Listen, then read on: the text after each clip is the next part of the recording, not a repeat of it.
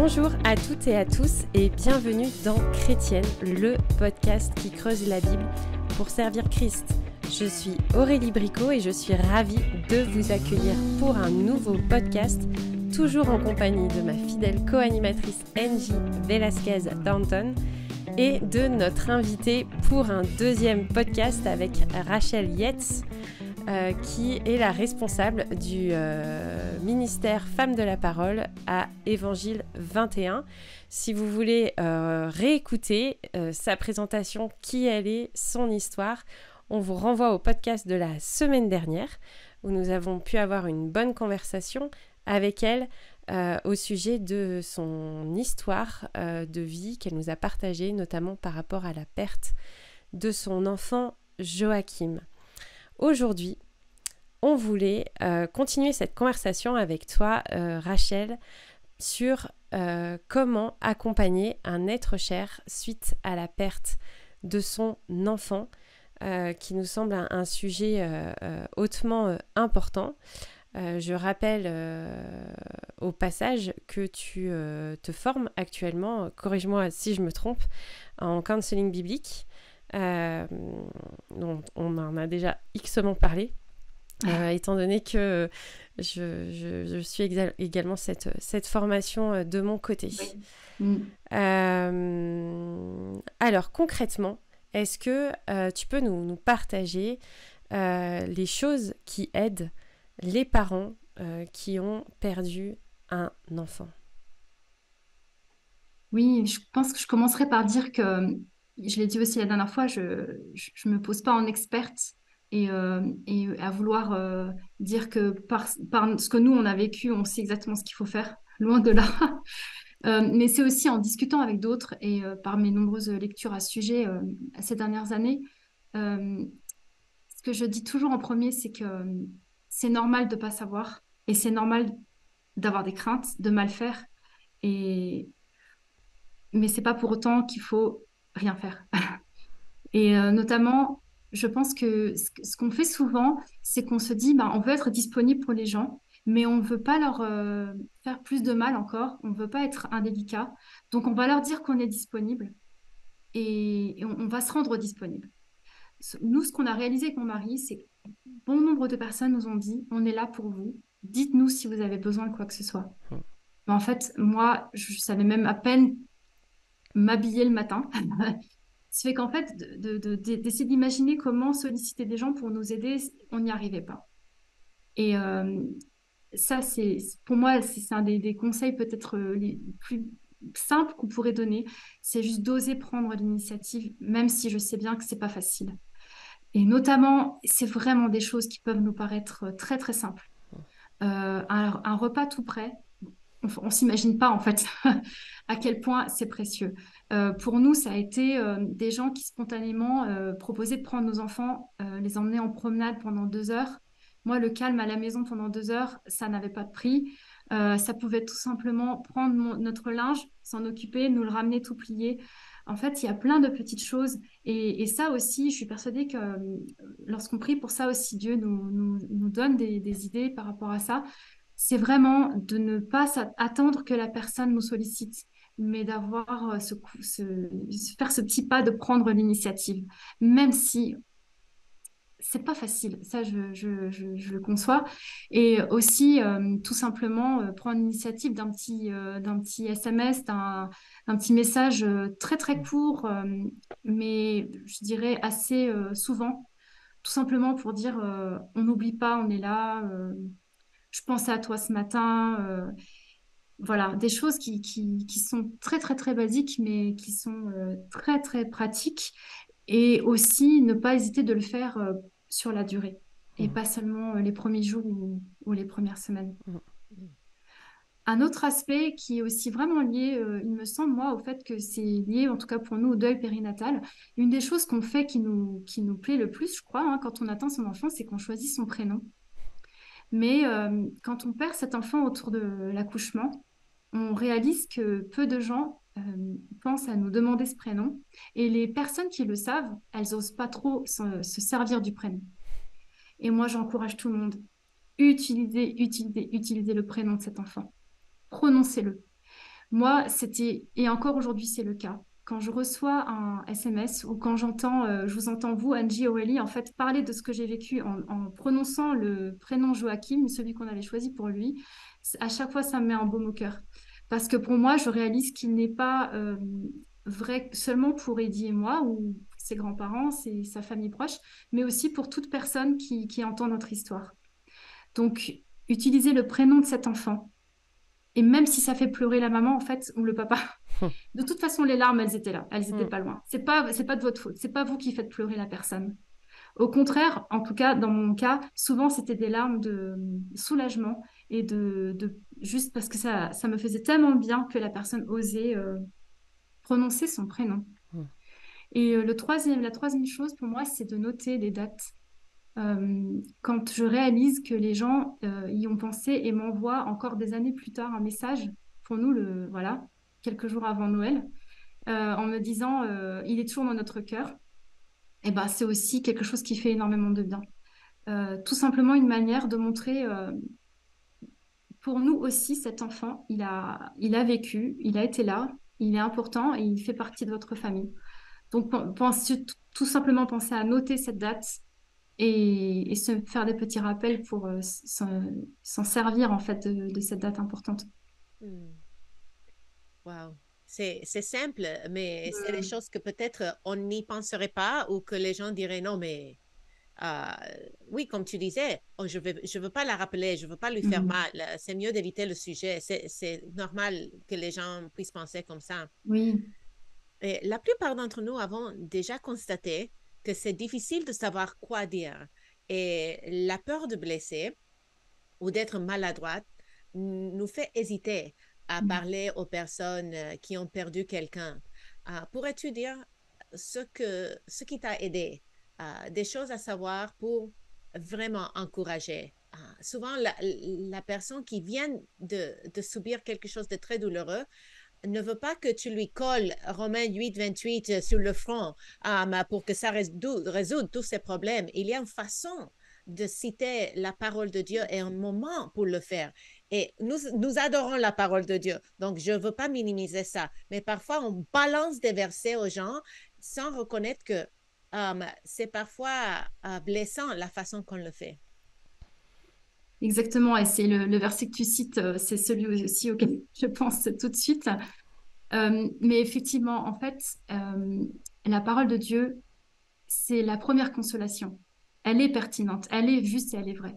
Mais c'est vrai que parfois, on constate que la personne souffre, peut-être que la personne se lamente, exprime des doutes, de la colère, des choses comme ça, et on a peur pour sa foi, et on se dit, elle doit, ouh là là, il faut que je puisse. En fait, il faut tout simplement, je pense, savoir s'en servir de façon sage, c'est-à-dire sans prêcher, Mm. euh, sans se dire la personne, j'ai peur pour sa foi avec Dieu ou j'ai peur qu'elle se décourage trop, donc je vais lui dire ce qui est souvent pris pour être comme étant trop dur ou en fait ou alors trop hors contexte, trop déplacé sur le moment. Mais on sait que la parole de Dieu, elle est notre consolation. Et moi, j'ai beaucoup trouvé consolation dans les psaumes, bien évidemment, je pense comme beaucoup le diraient aussi dans les moments difficiles. Euh, Ce que moi, j'ai trouvé vraiment utile, c'est juste de rappeler les bontés de Dieu de façon très simple. Et en fait, je me dis, si moi, je veux dire quelque chose à la personne, mais que j'ai moi-même, je ne sais pas comment l'exprimer, alors il vaut mieux que je m'abstienne. Si juste dire des généralités sur la foi ou sur l'épreuve ou sur Dieu, sans forcément savoir comment le dire, ça vaut le temps, ça vaut le coup de prendre le temps de réfléchir avant et de demander aussi à Dieu de nous inspirer sur la meilleure façon de le faire. Mais c'est sûr que ça va plus passer par des choses où on rappelle juste la présence de Dieu à la personne, sans passer en mode je te prêche parce que je crois que sinon tu vas peut-être t'éloigner de lui. Mhm, mhm. Et parfois, c'est le silence la meilleure chose, n'est-ce pas? Simplement pleurer avec quelqu'un, prends quelqu'un dans tes bras et dire, je ne sais pas quoi dire, n'est-ce pas? Est-ce que parfois c'est la meilleure chose? Parce qu'au lieu de dire des bêtises, c'est mieux de simplement dire, je ne sais pas quoi dire, mais je te porte dans mon cœur, je prie pour vous. Point final, n'est-ce pas? Exactement. Je pense que moi, les visites que j'ai préférées, c'est celles où les gens, ils se sont lamentés avec moi. Parce qu'en réalité, avoir une personne que l'on connaît être ancrée en Christ, mais qui sait juste aussi se poser, pleurer avec nous un peu et se dire, mais oui, c'est terriblement difficile. Euh, je pense qu'on ne réalise pas, en fait, forcément, quand la profondeur de ce que ça représente euh, pour la personne qui souffre. Nous, on avait été particulièrement touchés, et je le mentionne dans l'article que j'avais écrit à ce sujet sur Évangile 21, quelqu'un qui nous a juste écrit: Je suis assis par terre avec vous. Je souffre avec vous. Et de savoir juste taire nos envies, je pense, de vouloir à tout prix raccrocher la personne en permanence à Dieu par crainte, et juste prendre le temps d'affirmer avec la personne: ce que tu vis est terrible. Dieu est là avec toi dans cette Mm. souffrance. Mm. C'est très Um, important. et je ne sais pas s'il t'est arrivé que les gens disent, je sais ce que tu vis. Et parfois, ça n'aide pas. Mm. Parfois, la personne peut ah, moi, j'ai eu une fausse couche, donc je connais ce que tu as vécu. C'est pas la même chose, c'est pas le même Mm. deuil. Mais Mm. quand même, j'ai vécu fausses couches et j'ai écrit un article sur comment parler aux gens qui ont vécu une fausse couche, surtout pour sa gloire. Mais ce qui m'a aidé quand même, c'était de savoir que je n'étais pas seule. Donc, Mm. j'imagine que tu as rencontré d'autres personnes qui ont vécu cette perte d'un enfant périnatal, non pas une fausse couche. Et moi, quand j'ai eu mes fausses couches et j'ai appris de ce que les autres avaient vécu, je me disais, ah, je ne suis pas la seule. Mm. Je me sentais entourée parce que les autres ont partagé leurs témoignages et ont donné une perspective. Et est-ce que tu as eu des gens qui avaient vécu des circonstances similaires qui ont pu t'encourager? Oui, oui, je me suis parfois dit à cette période-là, qui a suivi le décès de Joachim, que j'avais l'impression d'avoir adhéré à un club que j'avais pas demandé, parce que tout d'un coup, c'est vrai que ça a ouvert des opportunités de parler avec des gens. Quand ça s'est passé il y a 20 ans, la personne, elle va pas se présenter en disant: Bonjour, je m'appelle un tel et j'ai perdu mon enfant. C'est pas forcément. Et moi, je le vis aujourd'hui, 10 ans plus tard. Il y a beaucoup de gens que je rencontre maintenant qui ne le savent pas, si l'occasion se présente pas d'en parler. Mais c'est vrai que du coup, on a eu beaucoup, beaucoup d'échanges avec des gens qui nous ont raconté leur propre histoire, et de pouvoir parler avec des gens qui, pour nous, étaient tout simplement plus loin sur le même chemin, et de constater qu'ils avaient vécu ça avec le Seigneur, constater comment ils allaient aussi aujourd'hui, comment eux, par exemple, pouvaient en parler avec beaucoup plus de sérénité, sans larmes, etc., contrairement à nous à cette période-là. C'était une grande aide.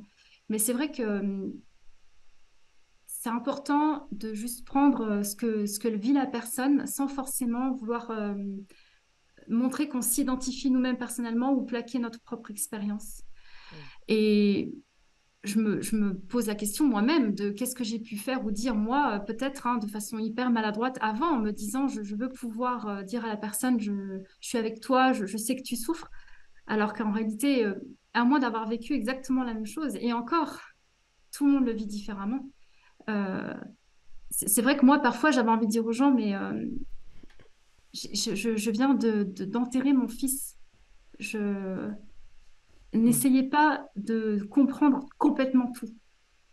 Euh, Pleurez avec moi le fait que j'ai rangé ses affaires dans un carton au lieu de lui mettre le fait que Eddie a dû aller à la mairie pour déclarer son décès au lieu d'aller déclarer sa naissance. Euh, c'est c'est ce côté tellement réel et à la fois tellement personnel qui est vécu, qui fait qu'en fait, on ne peut que se lamenter sans chercher à se dire: j'ai besoin de comprendre exactement pour te consoler. C'est pas grave si on comprend pas tout ce que la personne vit, on peut quand même vraiment la consoler. Je pense que c'est important de préciser que l'objectif qui est souvent visé à travers quand les personnes veulent aider quelqu'un qui souffre, c'est que c'est souvent un objectif d'arrêter la souffrance ou d'éviter qu'elle déborde trop. Et c'est là que les maladresses arrivent, parce qu'on se dit, surtout, faut pas trop pleurer, faut pas trop que ça se diffuse, alors que l'objectif qu'on devrait suivre, c'est l'objectif de rejoindre la personne là où elle en est et de porter les fardeaux avec elle et d'accompagner les personnes dans le rythme qu'elles auront et dans les étapes qu'elles traverseront. Et deux personnes qui vivent la même souffrance ne la traversent pas de la même manière.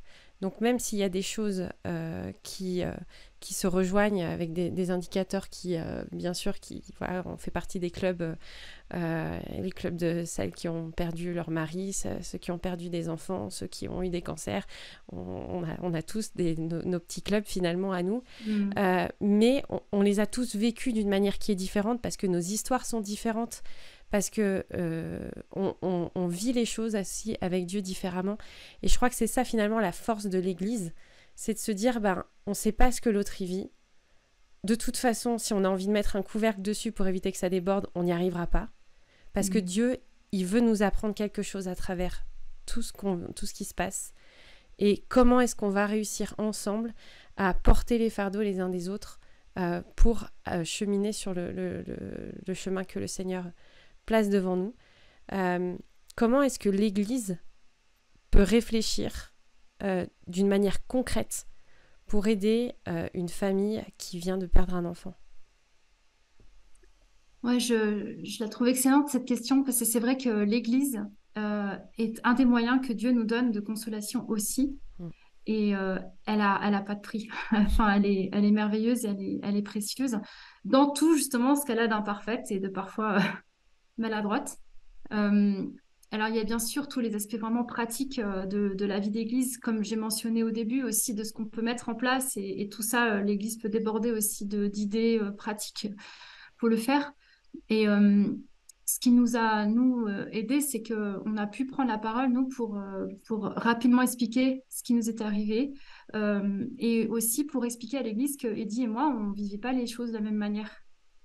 Et qu'en fait, on avait des façons de l'exprimer, de le vivre différentes. Et on a pu, du coup, aussi dire ce qui nous aidait, nous, chacun. Euh, dans, par exemple, moi, justement, ça passait par me parler de Joachim, utiliser son prénom.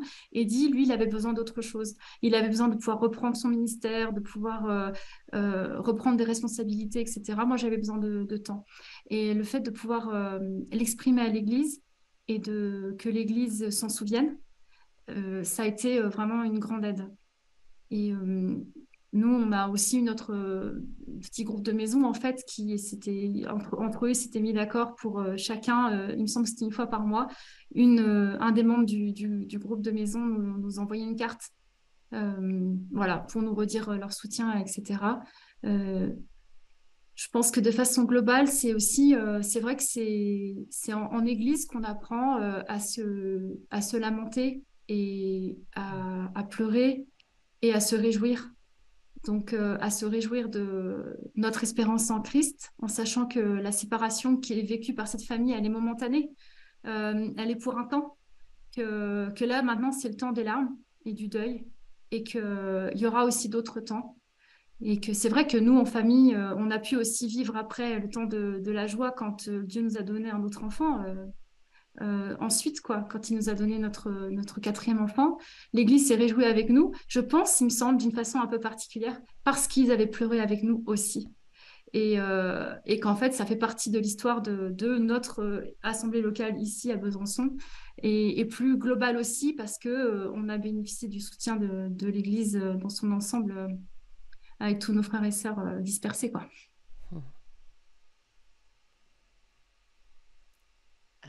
Est-ce que tu pourrais partager des versets bibliques, des passages qui ont été pour toi des manières d'encourager les autres quand ils voient quelqu'un qui souffre comme tu as souffert avec la perte de Joachim?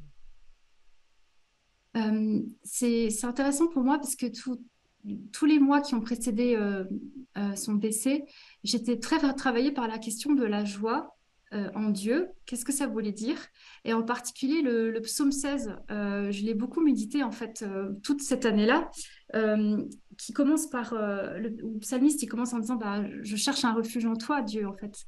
Et le psaume se termine en disant, en parlant de cette joie, abondance de joie en ta présence. Et moi, je me disais toujours, c'est quoi cette abondance de joie? Comment je peux davantage vivre cette abondance de joie? Bien entendu, on pense au moment où on sera dans la présence de Dieu, mais Dieu nous donne abondance de joie sur terre en attendant que voilà qu'on soit auprès de lui.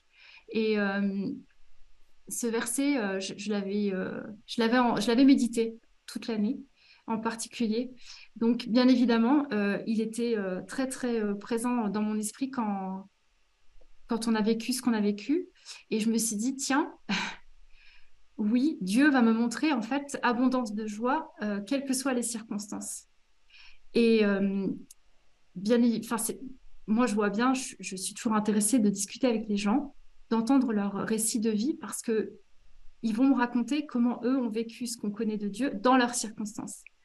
Et moi, j'ai pu, à travers ça, voir en fait, c'est inexplicable que de vivre le deuil de son enfant en expérimentant les joies que seule la présence de Dieu dans notre vie peut nous donner.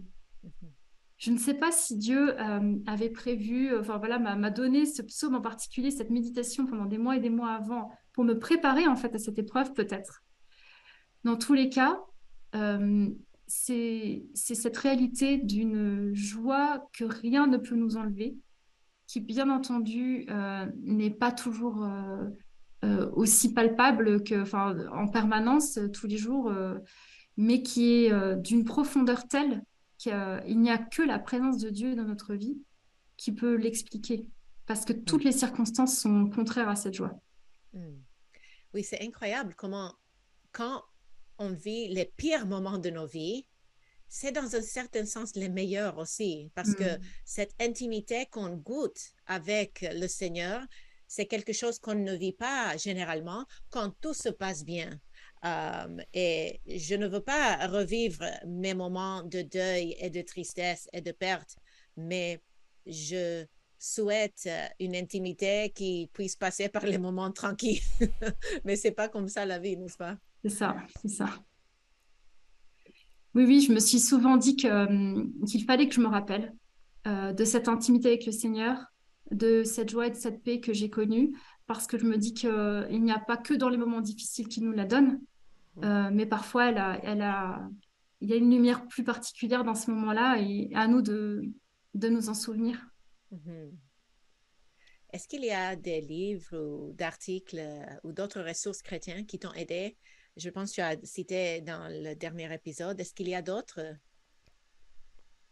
Oui, j'avais cité en particulier donc Nancy Guthrie, qui elle-même a vécu la perte de deux enfants. Donc, elle a il y a beaucoup, beaucoup de ressources en anglais. Donc, j'encouragerais toutes les personnes anglophones à écouter tout ce qu'elle a pu écrire ou dire à ce sujet. Et moi, en fait, j'ai beaucoup écouté des personnes parler de la souffrance, en particulier Don Carson. Dans une prédication que j'ai tout simplement écoutée sur Internet, je tapais moi sur mon moteur de recherche et puis je cherchais des gens qui prêchaient sur la souffrance.